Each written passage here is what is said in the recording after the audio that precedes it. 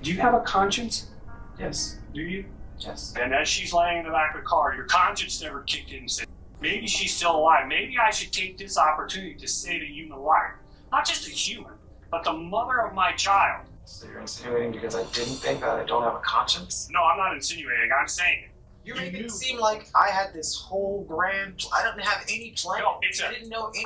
This was the most poorly executed murder in history. I didn't murder her. Okay. So Aussie fam, welcome back to the YouTube channel. I hope everybody is doing well. I have another reaction video for you guys today. I hope you guys have been enjoying this because I've had a lot of fun making them. So I hope you guys are enjoying this just as much as I am. But in today's video, we're going to be looking at a man who killed his wife and then dissolved her body in acid and pretended to be a concerned husband. So crazy true crime case here for you guys. So we're going to be taking a look at this. So let's go ahead and get into this video. On Wednesday, April 27th, 2016, John Todd called the Martin County Sheriff's Office to report that his sister, Trisha Todd, was missing. She hadn't picked up her daughter, Faith, from the babysitter that day, which was highly unusual for her. When deputies arrived at the residence where Trisha was living, the scene inside her house appeared normal. Nothing was ransacked and nothing seemed suspicious.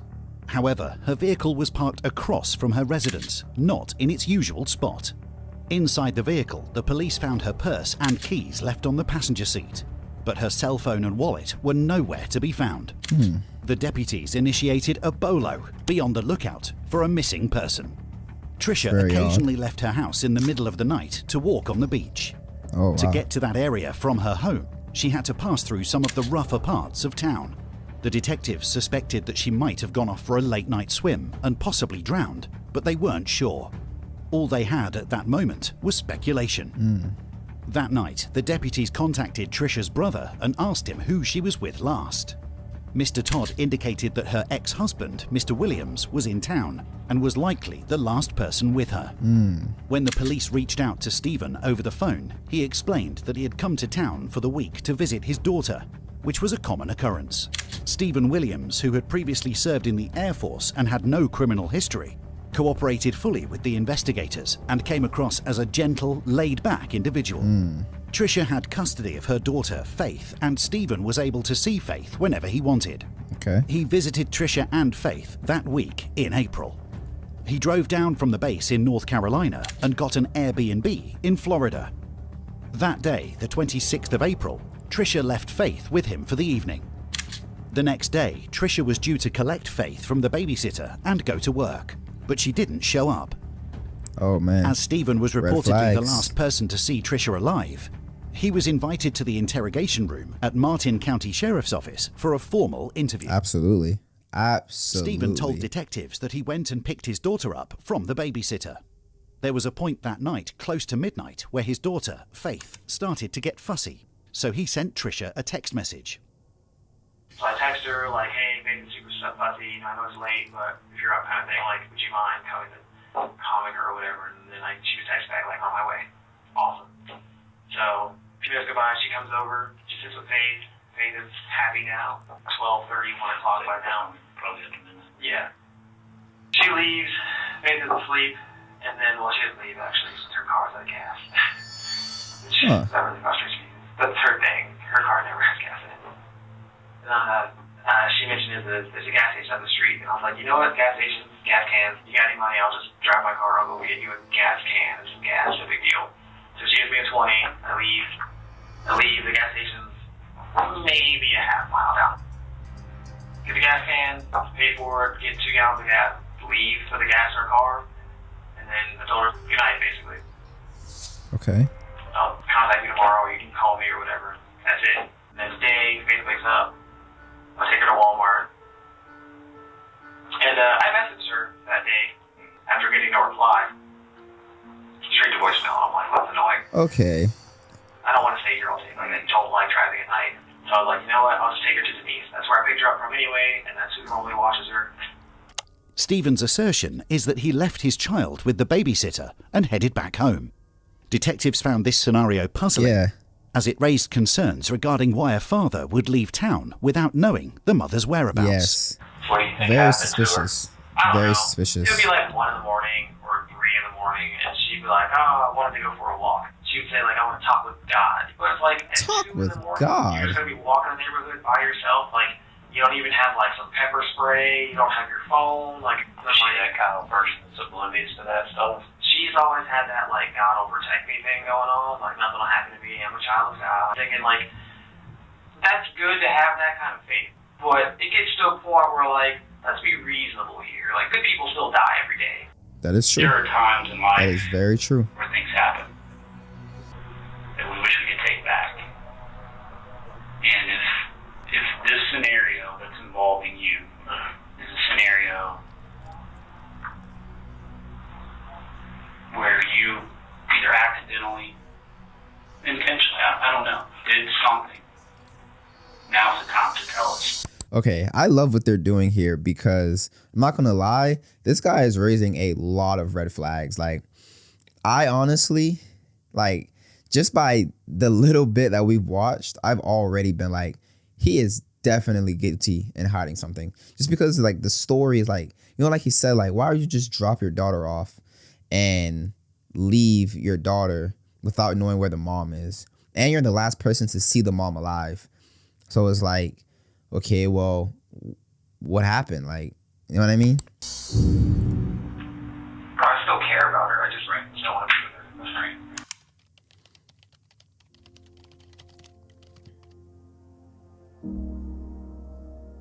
Tonight, the effort to find a missing Hobe Sound mother continues. Trisha Todd was reported missing on Wednesday. We don't want to miss something. Sheriff William Snyder says there's no timetable to call off the search, not ruling anything out at this time. So we don't have any evidence of a crime, but we have very suspicious circumstances under which she's missing. Over 60 volunteers joined a team of deputies to thoroughly search the rugged Florida scrub brush near Trisha's home. The police were tirelessly searching every possible location, hoping to find any clues about Trisha's whereabouts. While talking to Trisha's family, detectives learned some very disturbing facts about Stephen's past and his behavior. Investigators not only found evidence that Stephen had killed Trisha's puppies, but also uncovered a troubling history. Although never officially charged or convicted, Stephen had been arrested for domestic violence against Trisha. Her mother recalled a shocking incident where Stephen had punched her in the stomach while she was pregnant, horrifyingly hoping for a miscarriage. Oh, wow. While thoroughly going through the timeline of events, detectives found a hole in Stephen's story. One of the neighbors reported that they saw Stephen leaving in Trisha's car, a detail Stephen failed to mention in his interview. The investigators were certain of one thing. Trisha's car, initially found at her home in the morning, was clearly out of place. The task at hand was to uncover evidence, leading the investigators to collect footage from surveillance cameras at nearby businesses. Oh boy. Upon closer examination, the footage revealed something startling. Trisha's car had left her residence, raising red flags. What made this particularly perplexing was Stephen's earlier statement claiming she hadn't left until around 2 a.m. Yet the video footage showed her car cruising down US 1 at 1 a.m. All eyes turned to Stephen as a potential driver. If he had indeed taken her car, he would have had to trek back home on foot. Oh, wow. After reviewing footage from 3 different cameras, they identified a figure that matched Stephen's description. In the dimly lit background, they could just barely make out a person with a distinctive gait. This individual seemed to be walking from the vicinity of Trisha's residence to the north of US 1 in the early morning hours. This revelation marked a significant breakthrough in the investigation. The detectives decided to confront Stephen with this newly found evidence. He was called into the police station for yet another interview. The neighbor saw you leaving her car. He saw you going back and forth. You recognize this area here? That's the entrance to the community, isn't it? Yeah, it's one way in, one way out. The detectives didn't share the video CCTV footage with Stephen because its poor quality made it inconclusive, giving him the opportunity to deny it was him and claim it could have been someone else. The strategy they had was not to show him the video, but was to show him the locations of where the video cameras were facing. So we see her pulling in. So I will wait. At the time you said she came over. Perfect. 1:20.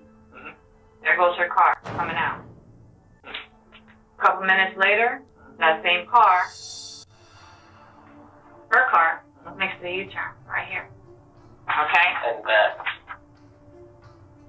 We see the car coming back in here. So literally went towards her house, came back. Why is that? Home and didn't go home. You know the cameras get footage of the sidewalk all the way up US 1. And people on foot also. Around 4 in the morning. 4 in the morning. I'd be asleep by then. You sure about that? I did tell you that that camera that that computer plays is HD. It's you walking. The detective was aware of Stephen's narcissistic tendencies, so she leveraged this knowledge and strove to establish a connection with him by portraying Trisha in a negative manner. You got a lot going for you. You're good looking, you're young, you got straight, and you got this crazy ex.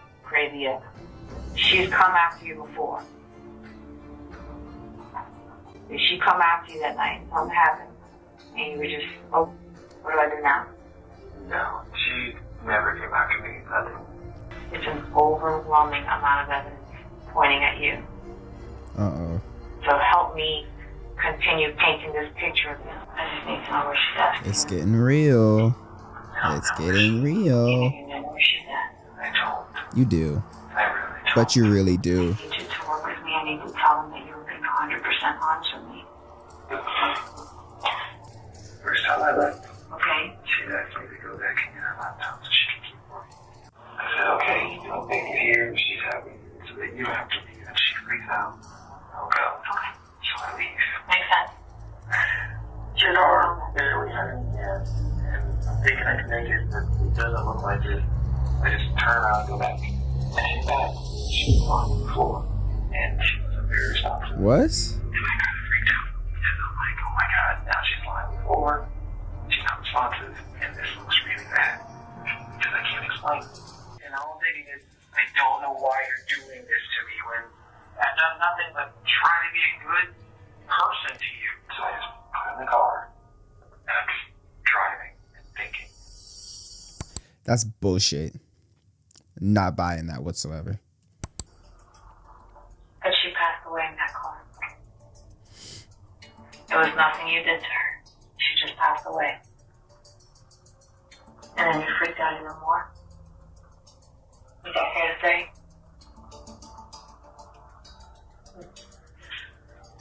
Did you just lay her down somewhere? Out in the open? Yes, I just let her lay there, so peaceful.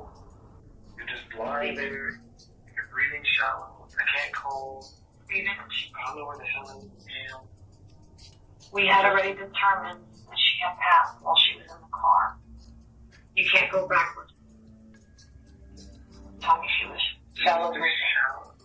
Really shallow. In a sudden turn of events, Stephen admitted that Trisha had passed away in his car. Subsequently, he chose to dispose of her body on the side of the road. However, he then recalled his admission, realizing what he had implicated himself in, and retracted his statement by claiming that Trisha was, in fact, still alive, as she was exhibiting signs of breathing. I was hoping she would just snap out of it. Snap out of it. Come back. After I dropped her car off, I just changed. Didn't want anything to do with it. Where did you change your clothes? It was right there. Threw the whole bag away. I didn't ask for this. I just wanted to come spend some time with my daughter. I don't know what's going on. I just don't know anything. She was in here and she was playing this way. Was this carpet here? And all I thought was, this is some kind of like trick. This is some kind of like ploy to get back at me or to mess things up for me. How long was she on the floor before you decided to check her or do something with her? I have no idea. Okay. I just, What did you do with her? Let's put her in court. Oh, I didn't know what I should do at that point. Call the 911. investigators were convinced that Stephen was performing an elaborate act, pretending to be upset and crying, though no tears were shed.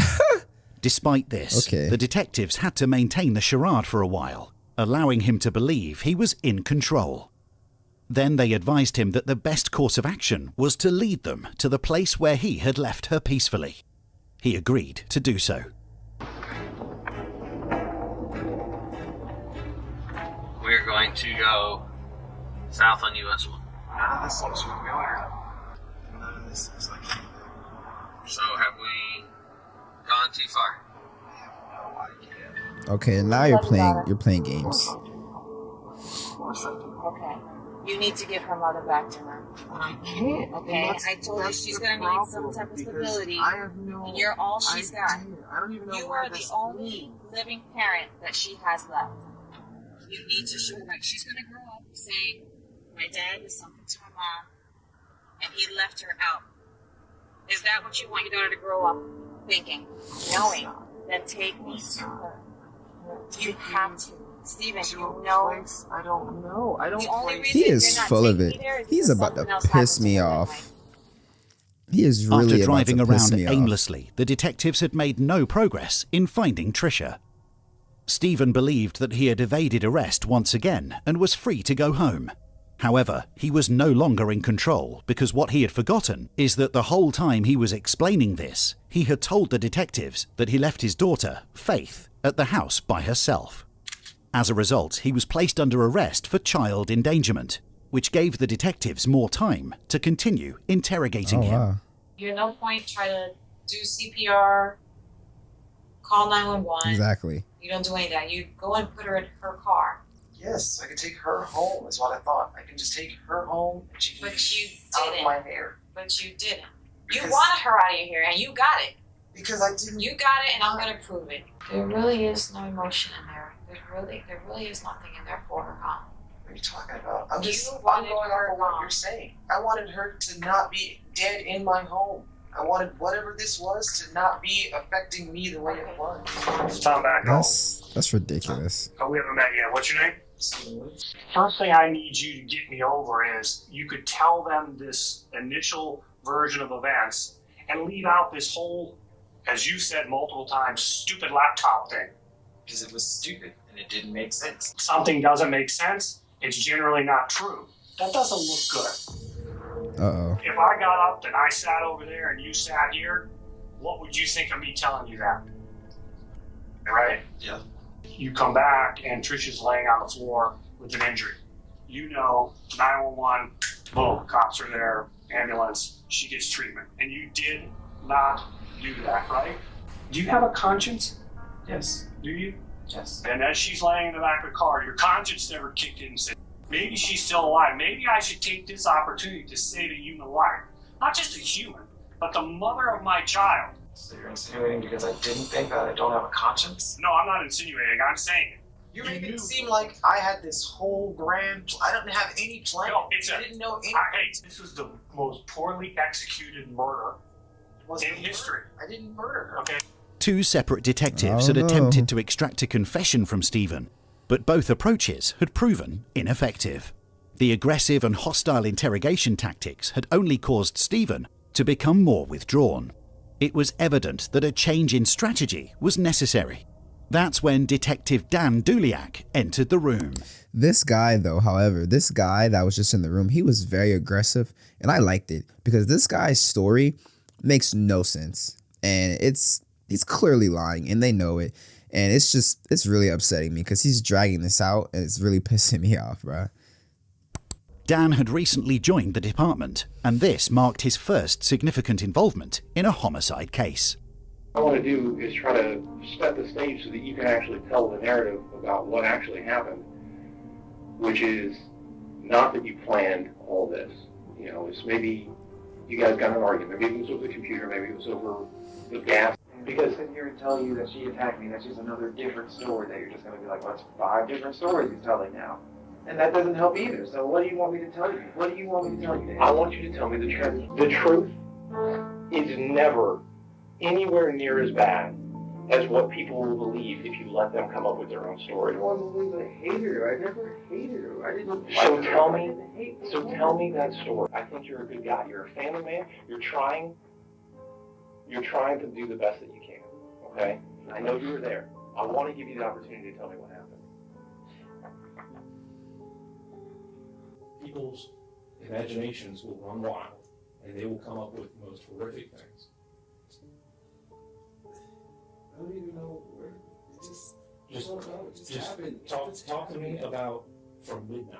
I never texted her otherwise. It was Right. already late and she had already left. I would have never texted her. And you're a good dad. That's it. That's all I was trying to do was just be a good dad. Good dad, my ass. Fine.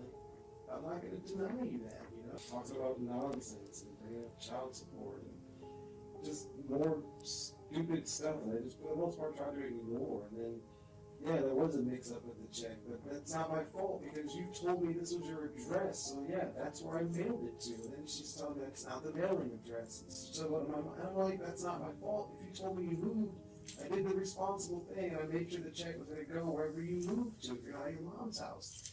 And then she's just going on and on and on. Now I owe her more money and back child support. It's just stupid. I was like, just let me have your account information.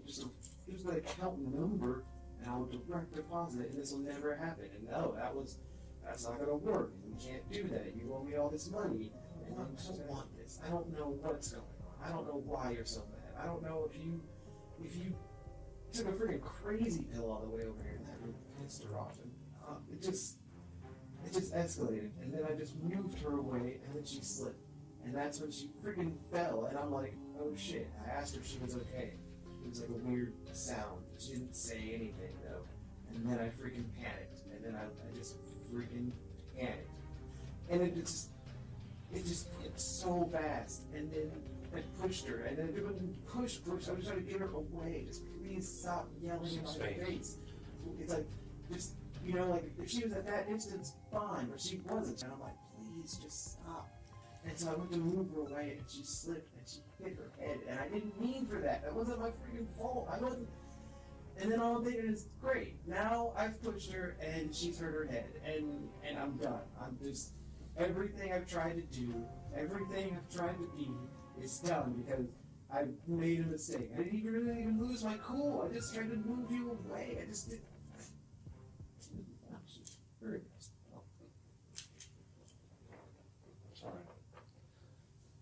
The detectives had enough to charge him with murder, thanks to the evidence of their animosity, his numerous lies, and his recent confession. Confession. First, our top story, an arrest, as you heard, in the disappearance of that Hobe Sound mom, Trisha Todd's ex-husband, charged with her murder. Right now, the sheriff's office is focusing in on an area of the Treasure Coast for her body. Kelly Dunn begins our team coverage from their command post in Martin County. That's right, Ashley and Michael. We are right off of Bridge Road, just west of I-95, where the sheriff's office has set up its command post. Sadly, they are on a search for remains of Trisha Todd. It was learned today that indeed she will never be coming home. She was murdered and her body was dumped. Stephen had the entire thing planned out. He had previously bought a chainsaw in North Carolina and acid, and had dug a hole in Hungryland Wildlife Reserve. What? Stephen said he had planned to kill Trisha in advance, but although he spent all day with her the day of the murder, he couldn't get up his nerve. Finally, Stephen told them he was determined to do it, and texted Trisha, their 2-year-old daughter who was spending the night with him in an Airbnb, was sick. When Trisha arrived, Stephen said he first tried to strangle her, but waited for her to regain consciousness so he could force her to reveal her email password and other information. What? Stephen said he planned to write fake emails to make Trisha's family think she had gone to Haiti on a mission trip. But when Trisha regained consciousness, Stephen said he beat her in the head with a club until she quietened. Then he choked her to death. Their daughter was sleeping in the next room. Stephen then took Trisha's body to a remote site in the Hungryland Preserve, where he had already dug a hole and readied a container with acid. It was there that he cut up her body with a chainsaw and buried her remains in an acid-filled container. Oh my God. He agreed to take them to her body in exchange for a 35-year plea deal that spared him the death penalty. Oh my God. Oh my God. That took a... Hold on. Hold on a second. Holy shit, yo. I was not expecting that. How did it go from she slipped and fell and hit her head to a whole premeditated murder that he executed to perfection? Oh my God. People are sick, man. People are sick, bro. Whew. Y'all, man, I am curious to know what you guys think about this. So let me know down in the comment section below what you think about this. That is crazy. That guy looked like he wouldn't even hurt a fly. The way he talked, the way he acted, I mean, it seemed like it was a little bit cold calculated, the way he just was talking and the fake crying and the way he spoke. But I would have never imagined that he planned out a murder like that. But that is going to do it for this video. I hope you guys did enjoy this one. Make sure to like, comment, and subscribe, and I will catch all of you guys in the next one. Peace.